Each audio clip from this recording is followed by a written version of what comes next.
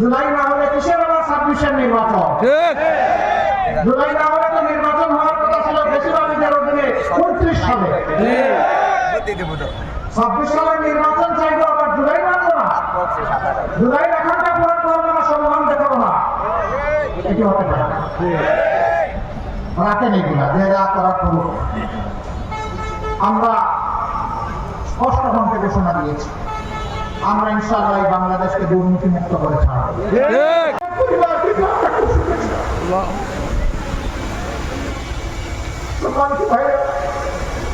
এই দুই পরিবার সহ কিছু কিছু পরিবারের দায়িত্ব আল্লাহর উপর ভরসা করে নিয়েছি। বলেছি তোমাদের এই সন্তান যতদিন পর্যন্ত প্রাপ্তবয়স্ক না হবে, লেখাপড়া উন্নত লাভ না করবে, সম্মানজনক কাজে যোগদান না করবে, ততদিন পর্যন্ত এই পরিবারের আমরা সদস্য এবং এই পরিবার দেখার দায়িত্ব হবে। আলহামদুলিল্লাহ একথা যেন অনেকে এগিয়ে এসেছে, আমাদের দায়িত্ব তারা চিন্তাই করে আমাদের হাত থেকে নিয়ে গেছেন, বলছেন আমাদেরকে সুযোগ দেন, আমরা তাদেরকেও সুযোগ দিয়েছি। এ দুঃখের কাহিনী বলে শেষ করা যাবে না। এই সব কিছু যখন আল্লাহ শেষ করে দিলেন, বড়ই আশা করেছিলাম সবাই আল্লাহ শুকরিয়া আদায় করবে। আমাদের যুবক যুবতী যারা একটা আকাঙ্ক্ষা নিয়ে লড়াই করেছিল, বুক চিতিয়ে তাদেরকে সম্মান করবে। আফসোস, কেউ কেউ তাদেরকে অপমান অপদস্থ করতে লাগলো, তুচ্ছ তাচ্ছিল্য বলে কথা বলতে লাগলো, তাদেরকে কোনো পাত্তাই দিতে লাগলো না, এই জুলাইটাকে কোনো স্বীকৃতিই দিতে চাইল না।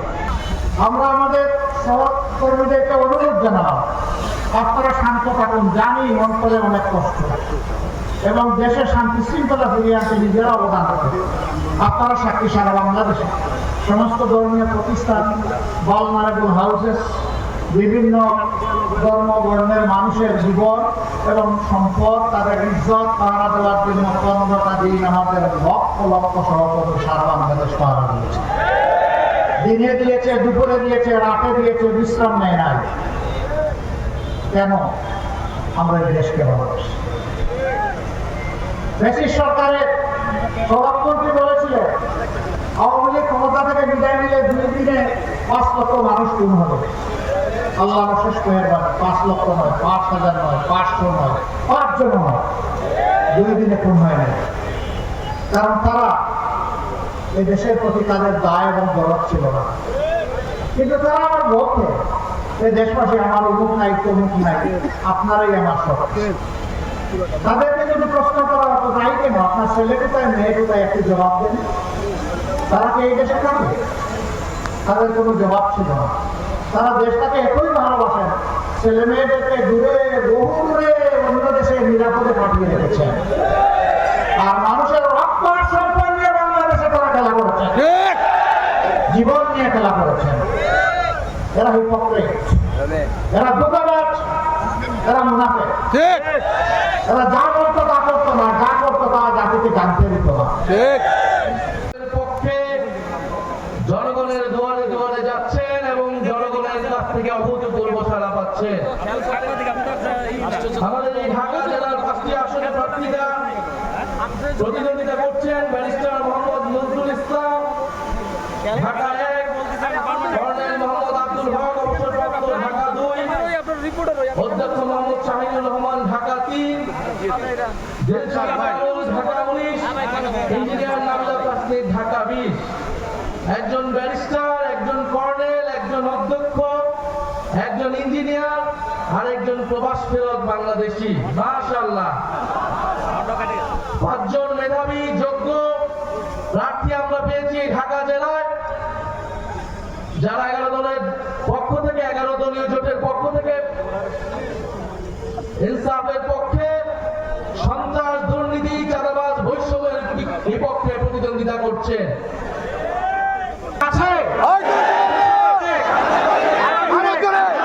সবাই বলো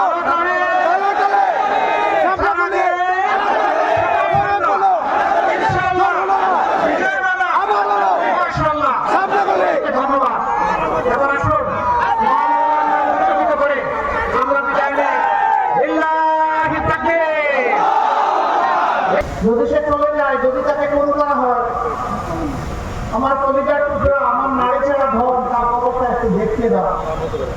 হাত দিয়ে তার মাটি ছুঁয়ে বুকে লাগাবো, কপালে লাগাবো। ভারতের কাছে একটা কিন্তু গৌরব ছিল। প্রতি শিশুরা হাত ধরে টেনে নিয়ে যেত দেয়ালের পাশে, আর মতো করে একটা ছবি এঁকে রেখেছে, এটা আমার বাবা। আমার বাবা কি আসবে? এই অবশ্য শিশুকে জবাব দেওয়ার মতো কোনো ভাষা আমাদের ঠোঁটে এবং বুকে ছিল না। এই ছিল বাংলাদেশের দৃশ্য। আল্লাহ তাআলা নাজাত দিলেন, আমরা শুকরিয়া আদায় করলাম। আমরা তৎক্ষণাৎ চলে গেলাম শহীদ পরিবারগুলোর কাছে।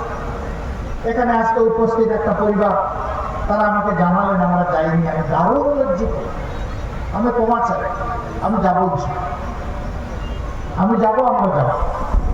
আমরা চেয়েছি প্রত্যেকটা শহীদ পরিবারে পৌঁছে দেবে, তাদের দুঃখের অংশীদার হয়ে বলি। লোক আজকে নিতে আসি নাই, দুঃখের অংশীদার হতে এসেছি এবং আমরা এসেছি আপনাদের পরিবারের সদস্য হবে। মেহরবানি করে আপনাদের পরিবারের সদস্য হিসাবে আমাদেরকে কবুল করুন।